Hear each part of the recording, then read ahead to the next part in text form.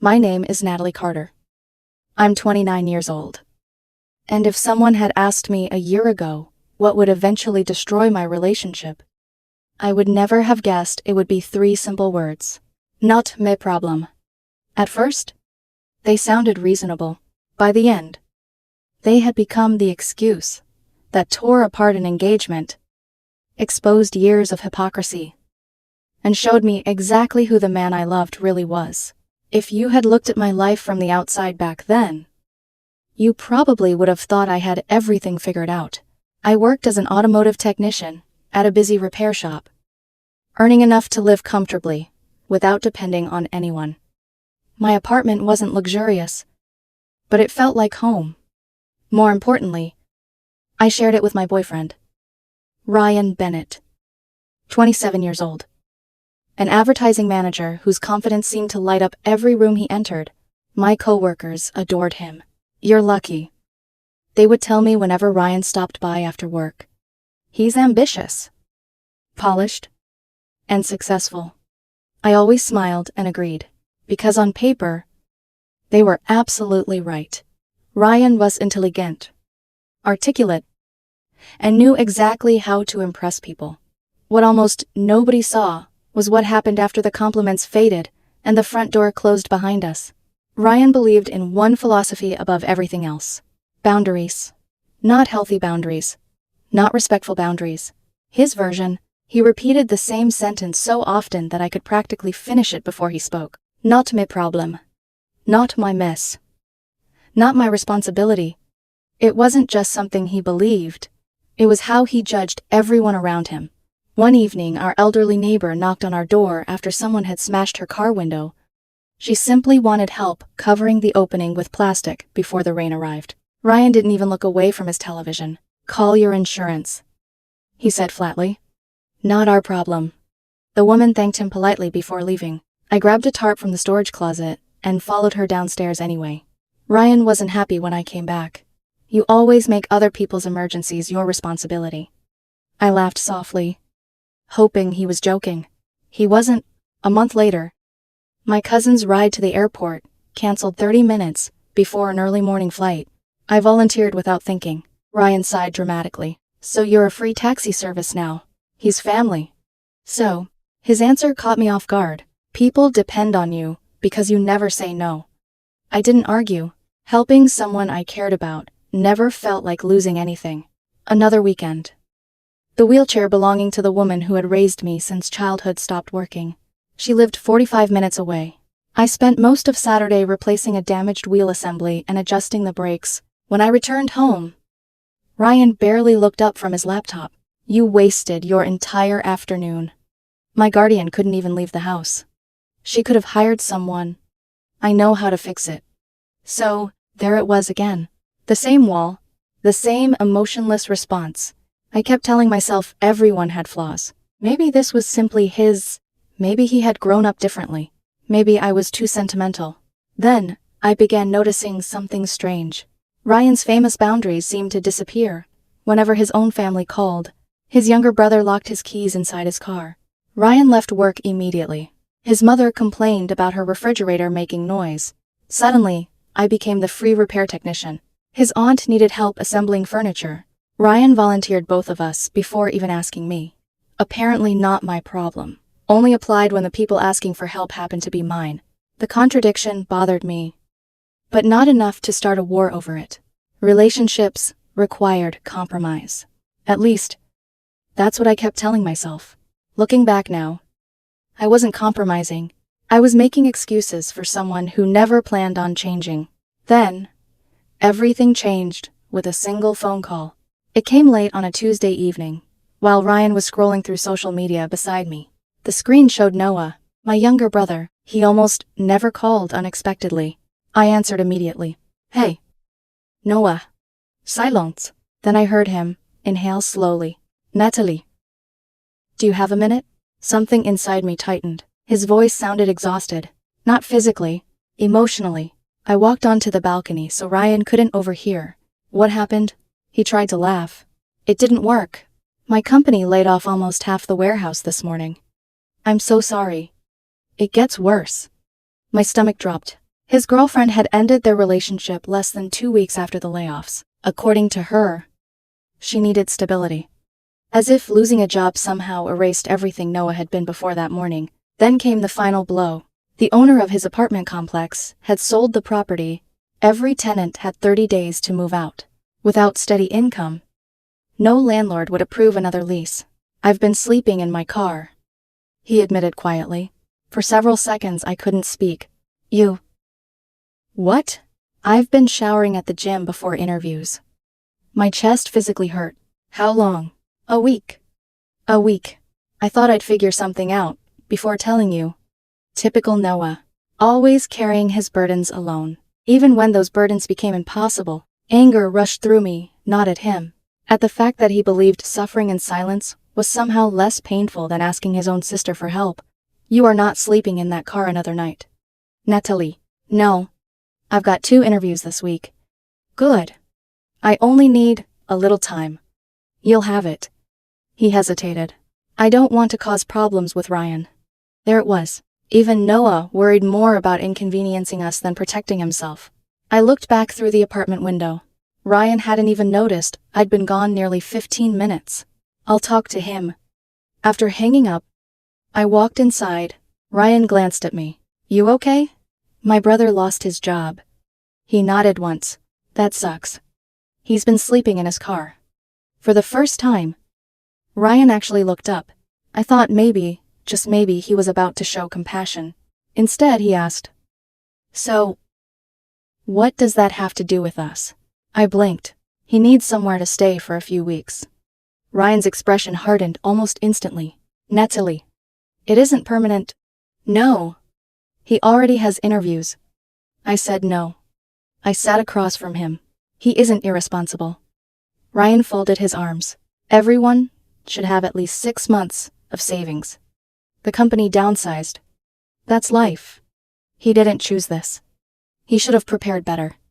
I stared at him, struggling to recognize the man sitting across from me. "This is my little brother. And he has nowhere to sleep." Ryan leaned back calmly. "Your family's troubles aren't my concern." The words landed like ice water. "We're talking about a couch. We're talking about boundaries." I searched his face for any sign of hesitation. There wasn't one. "If you can't respect my boundaries," he continued evenly, "maybe we should ask whether we're really compatible." The room became unbelievably quiet. I realized something in that moment. Ryan wasn't asking for understanding. He believed he had already won. He expected me to apologize, to choose him. Instead, I smiled. A small, peaceful smile. "You're right." His shoulders relaxed immediately. "I knew you'd understand." I nodded once. "Your boundaries are perfectly clear." He leaned over and kissed my forehead before returning to his phone, completely unaware that something irreversible had just happened inside me. Because while Ryan believed the conversation was over, I had already started remembering every single time he had ever said, "Not my problem." And for the first time since we met, I decided those words would never belong only to him again.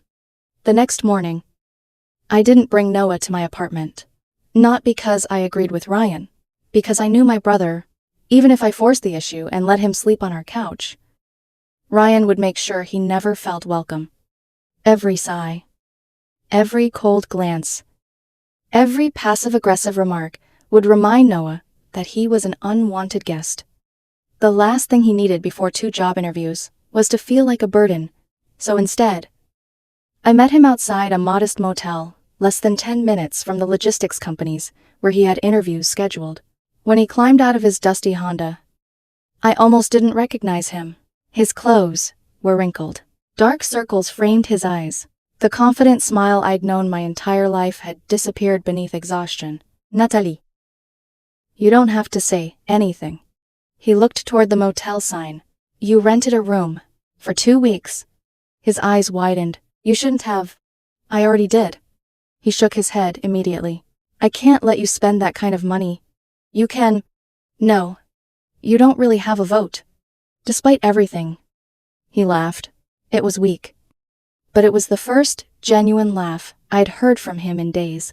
Inside the room, I handed him 2 grocery bags filled with food, bottled water, coffee, toiletries, and a few interview shirts I'd picked up the night before. You bought all this? I wanted you focused on finding work, not wondering where your next meal was coming from. He stared at the bags for several seconds before quietly saying, I'm paying you back. You don't owe me anything. I do. Noah. I'm serious. His voice was steady now. I won't take advantage of you. I smiled. I know. Because that was exactly who Noah was. Even at the lowest point of his life, he was worried about becoming someone else's burden.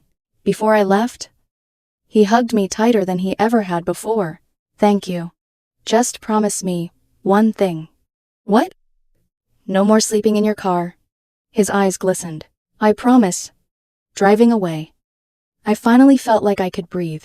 For the first time in over a week. My brother had a safe place to sleep. That alone made every dollar worthwhile. Ryan noticed the motel charge 3 days later. We were sitting on the couch when I opened my banking app to transfer money between accounts. His eyes landed on the transaction. 1美元. 436. I didn't hide the screen. That's the motel. He frowned. You actually spent that much? I did? He stared at me for a moment. You know that's irresponsible. I locked my phone and looked directly at him. My family. He blinked. My responsibility? His expression changed. My money. The silence stretched between us. Then, I finished. So, not your problem. Ryan's jaw tightened. You don't have to be sarcastic. I'm not. I'm simply respecting your boundaries. He opened his mouth. Then, closed it again. For the first time since we'd started dating. Ryan had no response. Eventually, he shrugged. You'll regret wasting your savings. Maybe he expected me to argue. Instead, I smiled. I don't think I will. The conversation ended there. But something had shifted. Ryan thought I was being stubborn. He had no idea I had stopped asking for his approval altogether. Life has a strange way of rewarding people who refuse to quit. Exactly 11 days after checking into the motel, Noah called again. This time, his voice sounded completely different. I got it. You got what? The warehouse supervisor position? I nearly shouted with excitement. Seriously. They offered it this afternoon. What about the pay? Better than my old job. What about benefits? They start after 90 days. I leaned against my toolbox at work, smiling so hard, my cheeks hurt. I knew you could do it. I almost gave up. But you didn't. No. He laughed. I guess sleeping in a motel beats sleeping in a Honda. A week later, another surprise arrived. My phone buzzed with a bank notification. Transfer received. $300. Seconds later, Noah called. That's the first payment. You didn't need to send anything. I told you I'd pay you back. You just started working. I made a promise. Over the next several weeks, he continued sending small payments every payday. Never late. Never forgotten. Ryan accidentally overheard one of those phone calls. After I hung up, he looked at me. So, he's actually paying you back. I nodded. I told you he would. Ryan didn't answer. He simply looked away.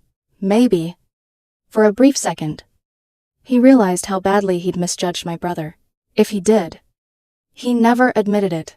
While Noah slowly rebuilt his life, Ryan's family was quietly falling apart. It started on a Thursday evening. We had just finished dinner when Ryan's phone began vibrating nonstop. One call, then another, then 6 text messages. His expression changed almost immediately. He answered and hurried into the kitchen. Even from the living room, I could hear panic in his voice. What? No. How bad? Police. The word made me look up.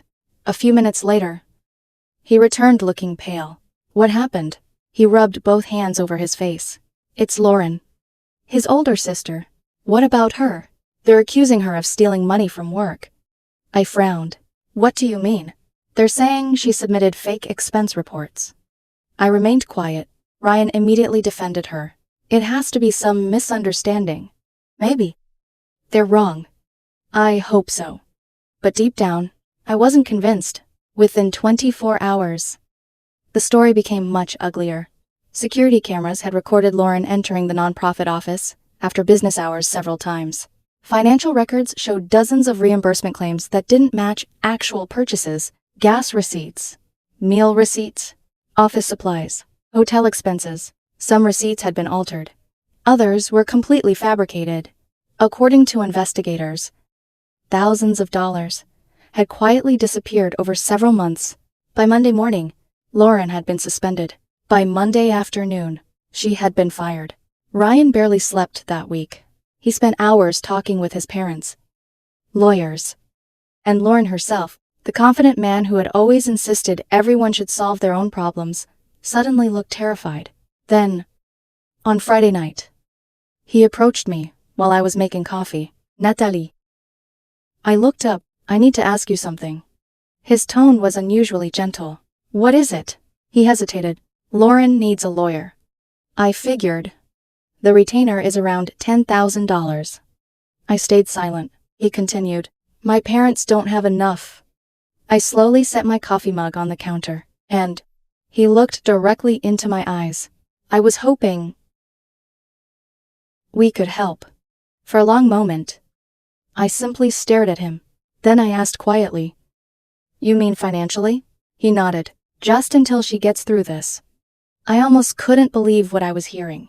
3 weeks earlier, my hard-working younger brother had been sleeping inside his car because life had crushed him. Ryan refused to let him spend even one night on our couch. Now, his sister was accused of stealing from a charity. And suddenly, family mattered. I folded my arms. Sounds like Lauren's problem. Ryan froze. Natalie. Miss. His face slowly drained of color. Her responsibility. His voice became sharp. This isn't funny. I held his gaze. I'm not joking. He took one step closer. My sister could go to prison. I answered without raising my voice. And my brother could have died sleeping alone in that parking lot. He shook his head angrily. That's completely different. How? Goose. Noah. I corrected. My brother lost his job because his company downsized. I paused. Lauren is being investigated because she allegedly stole from a charity. The kitchen became painfully quiet. If anything, I continued calmly. Noah deserved compassion far more than Lauren does. Ryan slammed his hand against the countertop. You're doing this to punish me. I slowly picked up my coffee.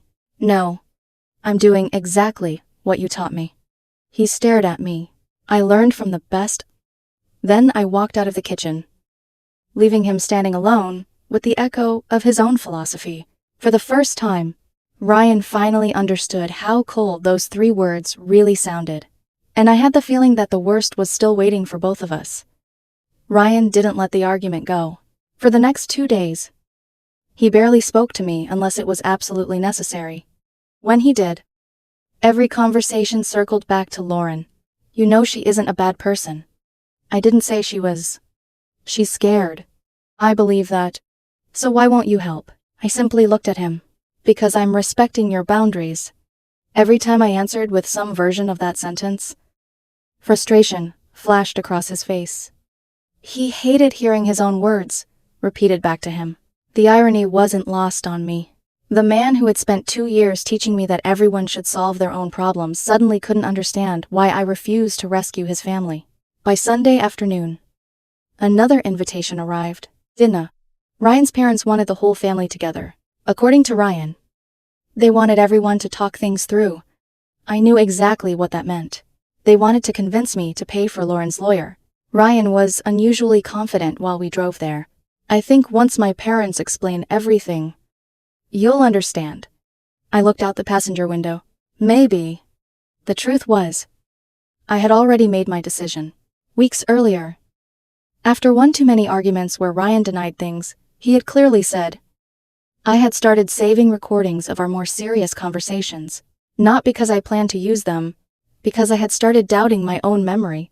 Every disagreement somehow ended with Ryan insisting he had never said what I distinctly remembered hearing. Eventually, I realized I wasn't imagining it. He simply rewrote history whenever it suited him. Tonight, That habit was about to catch up with him. Ryan's parents lived in a large two-story house on the edge of town. His father, Miguel Bennett, greeted us at the door with a tired smile. His mother, Elena, looked like she hadn't slept in days. Lauren was already seated at the dining table. She looked completely different from the confident woman I had known. Dark circles surrounded her eyes. Her hair was pulled into a careless bun. She barely touched the food in front of her. No one made small talk. The atmosphere felt heavy from the moment we sat down. Halfway through dinner, Miguel cleared his throat. Natalie. I looked up. We appreciate you coming. Of course. He folded his hands together. As you know, Lauren is facing a very difficult situation. I nodded politely. We're trying to keep the family together. Sowangi. Ryan glanced toward me. Clearly believing I was softening, Miguel continued. A good attorney may be the difference between probation and prison. I understand. We're asking everyone to contribute. There it was. Exactly what I'd expected. Before anyone else could speak, I calmly placed my fork on the table. Can I ask something first? Miguel nodded. When my younger brother lost his job, Ryan shifted uneasily and spent a week sleeping in his car. The room became noticeably quieter. Why wasn't family supposed to help him? Ryan spoke immediately. Natalie. This isn't the same. I gently raised a hand. I'm asking your parents. Miguel frowned. I don't know enough about that situation. Ryan answered instead. Because that's completely different. I reached into my purse. So you don't remember saying that? Ryan frowned. Saying what? Without another word. I unlocked my phone. I started recording important conversations a while ago. His face changed instantly. Natalie. I pressed play. The room filled with Ryan's own voice. Your family's troubles aren't my concern. If you can't respect my boundaries, maybe we should question whether we're compatible. Your brother isn't my responsibility. Silence. Absolute silence. Even the grandfather clock in the hallway suddenly sounded loud. Elena slowly looked toward her son. Ryan. He immediately shook his head. That's completely out of context. I met his eyes. The context was Noah sleeping in his car. Nobody spoke. Miguel leaned back slowly in his chair. The confidence Ryan had carried into the house disappeared, almost instantly. Lauren suddenly slammed her fork onto her plate. This is ridiculous. Everyone looked toward her. Ryan's right. She pointed at me. You're punishing our family. I answered calmly. I'm following the rules Ryan created. Lauren laughed bitterly. Easy for you to say. She turned toward her brother. Tell them. Ryan rubbed his forehead. Lauren. No. Her voice became louder. I'm tired of taking all the blame. Ryan's head snapped toward her. What are you doing? She ignored him. You acted like I was the only one. My stomach tightened. Ryan's expression hardened. Stop. Lauren looked directly at their parents. Ryan knew. The room froze. Knew what Miguel asked quietly. Lauren swallowed. I told him about the reimbursements months ago. Ryan stood up so quickly his chair scraped loudly across the floor. Lauren. You told me everyone exaggerated expenses. I never said that. Yes. You did. Lauren, you said. Her voice cracked. That every company inflated reports. Ryan's face turned pale. You've lost your mind. Lauren laughed through tears. No. You told me not to worry. You said people only got caught if they were careless. That's a lie. You even joked that I should buy you dinner after my next reimbursement. The dining room erupted. Elena gasped. Miguel stared at his son in disbelief. Ryan pointed across the table. She's lying because she's desperate. Lauren pointed back. So are you? The siblings began shouting over one another. Years of resentment exploded in every direction. You always thought you were smarter than everyone else. You've always been jealous. You ruined your own life. You encouraged me. Neither of them noticed everyone else silently watching. For the first time since I'd known Ryan, his carefully constructed image was cracking. Then Ryan turned toward me. This is exactly why I didn't want family drama invading our relationship. I almost smiled. Our relationship, He pointed toward me. If Noah hadn't become homeless, none of this would have happened. I stared at him in disbelief. My brother. Yes. He's always been a burden. The room went completely still. Ryan wasn't finished. He couldn't even keep a job. He expected you to save him. Frankly, he sounds like a loser. The words echoed through the dining room. Something inside me quietly settled. Not anger, not sadness. Clarity. I slowly stood. No one never asked anyone to rescue him. Ryan rolled his eyes. You practically carried him. I helped my brother survive. Exactly. I looked around the table, at Miguel, at Elena, at Lauren, then finally back to Ryan. You know the difference between Noah and your family? Nobody answered. My brother lost everything and apologized for needing help. I paused. Your sister committed fraud. And somehow everyone else is expected to pay for it. Ryan opened his mouth. I didn't let him interrupt. And you? I looked directly into his eyes. You never objected when your family needed help. You only believed in boundaries when the people suffering happened to be mine. He looked away. For the first time, he couldn't argue. Miguel slowly lowered his head into his hands. After several long seconds, he spoke. We've made mistakes. Lauren stopped crying. Miguel looked directly at her. This isn't the first time we've covered for you. Her face drained of color. Remember the credit card incident? Lauren whispered. Dad. And the shoplifting charge. Dad. Please. We protected you. He looked exhausted. We kept telling ourselves you would change. Elena quietly wiped tears from her face.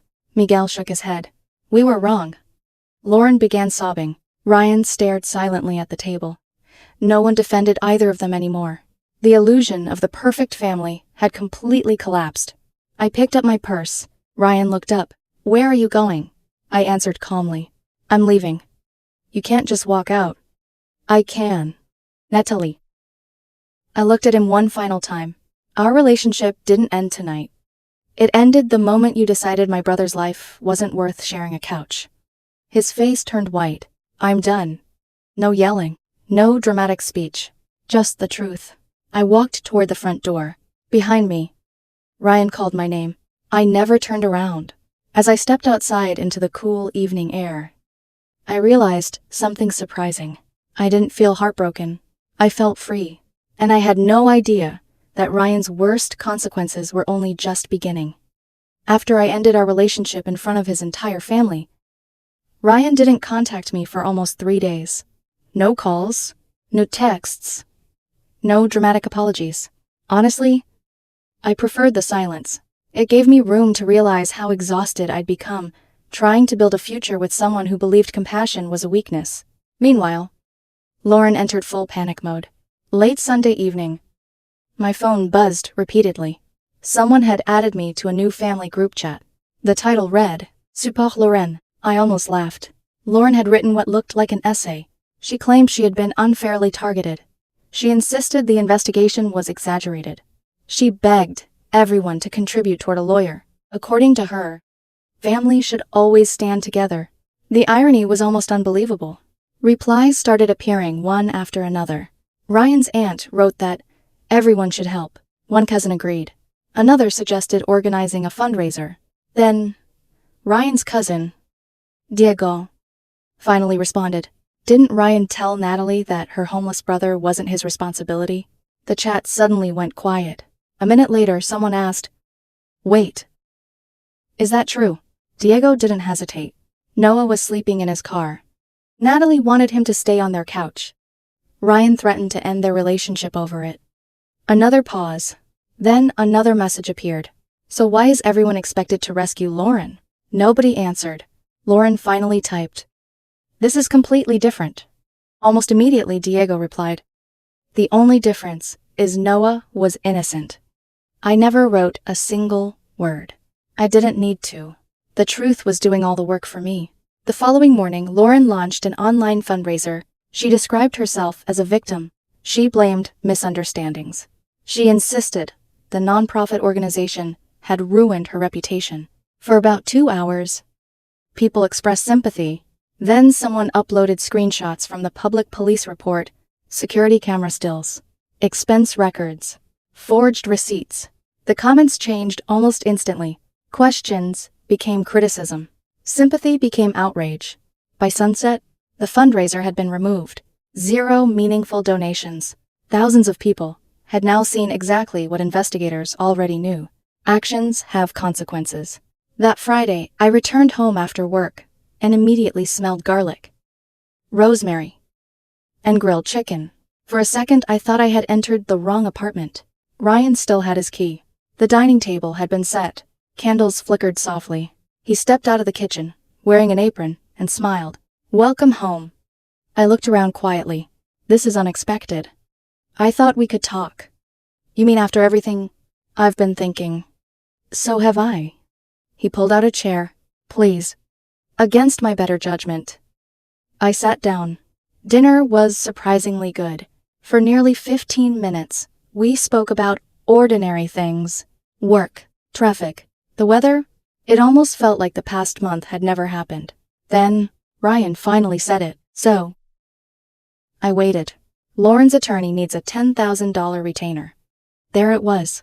The real reason for the candles, the carefully prepared dinner, the sudden kindness. I slowly placed my fork on my plate. "So this wasn't about us." He frowned. "What?" "This was about your sister." His shoulders dropped. "Natalie. You didn't cook dinner because you missed me." "I do miss you. You cook dinner because you need my money." He looked genuinely frustrated. "That's not fair." "Isn't it?" He reached across the table. "I'm trying to fix this." "No." I gently moved my hand away. "You're trying to fix Lauren's criminal case?" His voice sharpened. "If you really loved me." I couldn't help smiling. "There it is." "What?" "The emotional blackmail." He stared at me. "Partnership means helping each other." I nodded slowly. "I agree." "Then help me." I leaned back. "Partnership also means helping each other's families." Ryan's expression froze. "You taught me otherwise." He had no answer. After several long seconds, he sighed. "If you refuse, maybe this relationship can't survive." I almost laughed. "Ryan, we stopped being a couple the night I walked out of your parents' house." His face lost all color. "You already knew that."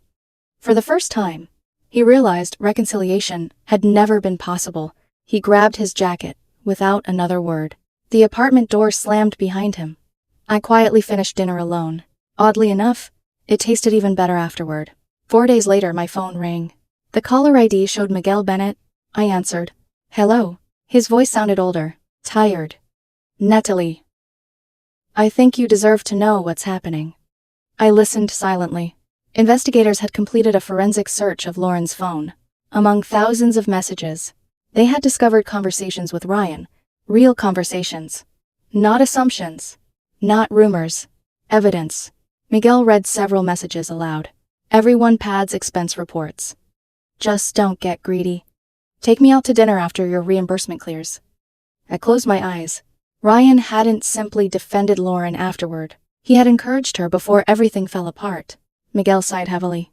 "We thought Lauren was influencing Ryan." He paused. "It turns out they were encouraging each other." Everything suddenly made sense. The confidence, the desperation, the hypocrisy. Ryan hadn't been protecting his sister. He had been protecting himself. The next morning, I received an email from Ryan. It was nearly 4 pages long. He claimed Lauren had misunderstood his jokes. He insisted investigators were twisting innocent conversations. Then came the final paragraph. "If anyone asks, please tell them you never thought Lauren was doing anything wrong." I stared at the screen. He wasn't asking for forgiveness. He was asking me to lie. I deleted the email without replying. Later that week, an investigator contacted me directly. They requested copies of my financial records to verify whether any fraudulent money had entered my accounts. I agreed immediately. Within an hour, they confirmed what I already knew. Every dollar I had earned came from legitimate work. The only questionable purchases connected to our apartment had been groceries and a blender Lauren once brought over. I hadn't known where the money came from. Neither had investigators believed I did. "You aren't our concern," the detective told me. Ryan is. That single sentence ended every lingering fear I had been carrying. Ryan wasn't nearly as fortunate. Lauren eventually handed investigators screenshots proving Ryan had repeatedly encouraged her to continue submitting fake reimbursements. His employer learned about the investigation before charges were even finalized. He was called into human resources on a Wednesday morning. By lunchtime, he no longer had a job. A week later, he appeared outside my apartment carrying a single cardboard box. The confident man everyone admired had disappeared. His clothes were wrinkled. His eyes were bloodshot. I lost everything. I folded my arms. I'm sorry to hear that. They're destroying my life. Lauren, my parents, the police, they're all blaming me. I looked at him quietly. Weren't you the one who said adults should handle their own problems? His shoulders sank. Natalie. I made mistakes. We all do. I need someone beside me. For a long moment, I simply looked at the man I had once planned to marry. Then I answered with the same calm voice he had used months earlier. I'm sorry. Your problems aren't my responsibility. He stared at me, as though hearing those words for the first time. Maybe he was. I gently closed the door. That was the last time I ever saw Ryan. Over the following months, the legal cases reached their conclusion. Lauren pleaded guilty to fraud. She received probation, restitution, community service, and financial penalties that would follow her for years. Ryan was convicted for aiding and encouraging the fraudulent scheme. His savings disappeared into legal fees and fines. His career collapsed. No reputable advertising agency wanted an employee connected to financial fraud. Both siblings eventually moved back into their parents' home. The family that once lectured everyone about responsibility now spent every day arguing over who had ruined whose life. Miguel later admitted something that stayed with me. We protected them from consequences for too long. He was right. Sometimes, rescuing people only teaches them they'll always be rescued. Meanwhile, Noah flourished. 3 months after starting his new job, he earned a promotion. When he finally handed me the last payment for the motel, I tried refusing it. He smiled. You taught me something. What? Family helps each other. I hugged him tightly. A few months later, we rented a larger apartment together. Every Sunday we cooked dinner, watched old movies, laughed about terrible recipes, and talked about the week ahead. No guilt, no manipulation, no conditions, just family. Looking back now, I don't believe I won because Ryan lost. I won because I refused to become the kind of person he wanted me to be. He believed compassion was optional. I learned it was priceless. He believed boundaries meant abandoning people.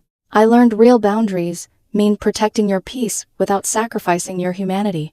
Ryan once told me my brother's suffering wasn't his problem. In the end, his own choices became the only problem he couldn't escape.